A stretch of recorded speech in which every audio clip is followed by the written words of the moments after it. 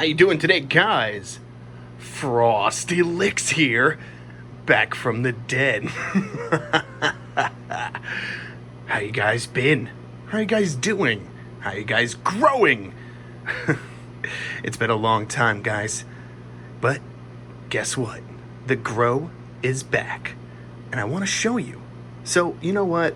Enough blabbering. We did the introduction. We did the welcome back. Let's cut to it.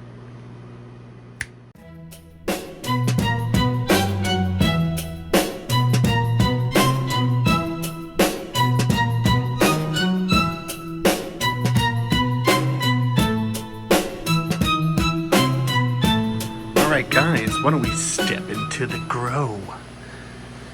Now keep in mind, I'm just starting up here. It might be a little dirty. We're going to clean things up in here, but we are up and running right now.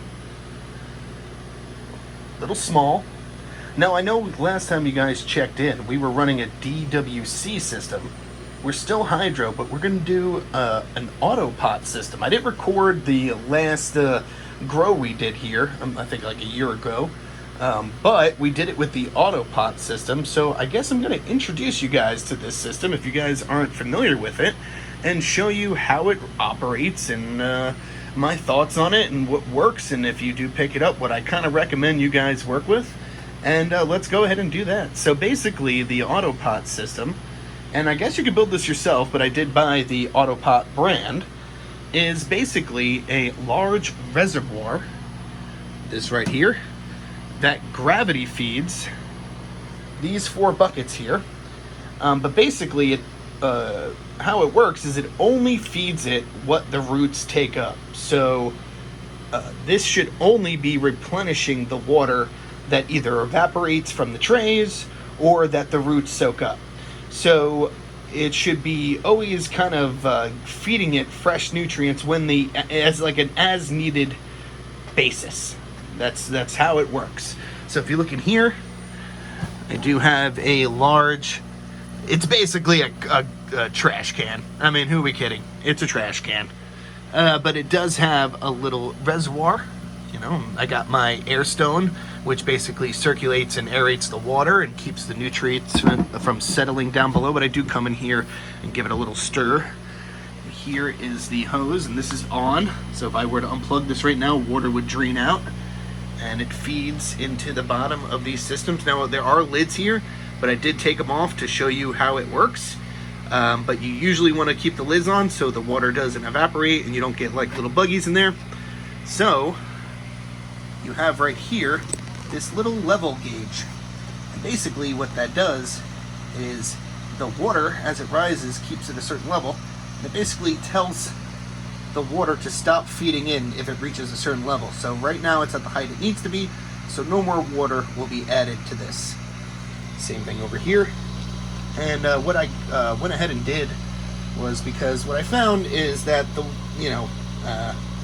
that the water still needs to be aerated. I found that some little buggies came in here, a little gook. So I like to keep the water aerated, and it really helps out. So if you do something like this, it's not in the system, but what I recommend is finding a way to, whatever works for you, to feed in a little air stone somewhere. Now try not to put it underneath here, because if you get air underneath there, you're going to raise the level and it might not think it needs more water when it does. But I don't think it's going to be an issue, but just something to look out for.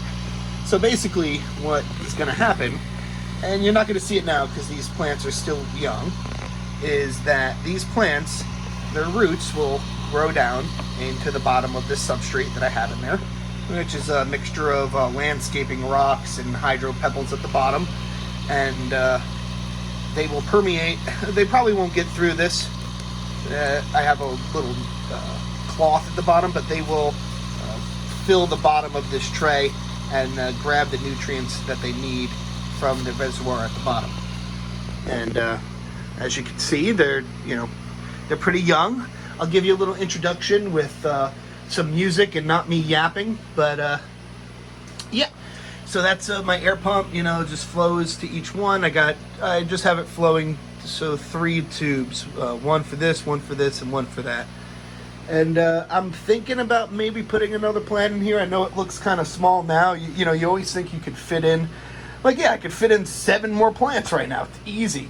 And then a month from now, I'm going to be wondering why I ever made that choice. But let's do a little introduction to the plants. I will stop yapping now, and we'll cut to some music maybe. And then a little intro to each plant and the breeder that I chose for each one. I do want to give a shout out to, I think it's, you know what, I'm going to give a shout out in the description so I don't mess it up, because there's some old sponsors that I wasn't able to post the video of the grow a year ago because unfortunately it's problems with the YouTube channel. But that's all been worked out, so I would love to give credit to where credit's due. So we are going to snap my fingers and go into a little breakdown of each plant, but it's been really great catching up and introducing you guys to the new system. And we're running under an HPS light. I don't want to point it too much because it's just going to get, nasty on the TV. And it's been fun. And I hope you guys stick around for the grow, and I hope there's some old returning people and maybe some new ones. And but it's just good to be back. So you know what, guys? Stay frosty.